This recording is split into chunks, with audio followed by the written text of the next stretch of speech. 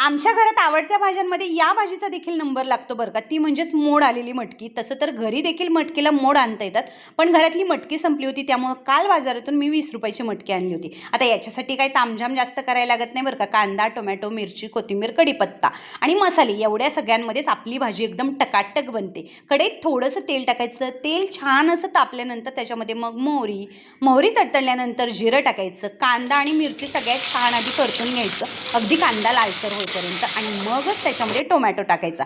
Tomato पण अगदी छान मॅश होईपर्यंत परतून घ्यायचा, कारण कांदा टोमॅटो जितका छान परते ना तेवढी छान भाजीला टेस्ट येते. त्याच्यानंतर सगळे मसाले डब्यातले मसाले टाकायचे, आणि सगळ्यात महत्त्वाचा मसाला म्हणजे घरचं लाल तिखट टाकायचं, कारण याने प्रत्येकच भाजी भारी होती. त्याच्यानंतर मोड आलेली मटकी टाकून घ्यायची, अगदी 2-3 मिनटं झाकण ठेवून याला तेल सुटेपर्यंत परतून घ्यायची. सगळ्यात शेवटी मग कूट टाकायचा, तोही शेंगदाण्याचा, आणि बारीक चिरलेली कोथिंबीर टाकायची. हवं तेवढं पाणी टाकून घ्यायचं. तसं तरी रबतबीत, पातळ, सुकी कशीही केली ना तरी भारीच लागते. त्याच्यानंतर चवीपुरतं मीठ टाकायचं. आता याच्याबरोबर चपाती खा, भात खा, भाकरी खा, काहीही खाल्लं तरी भारीच लागतं.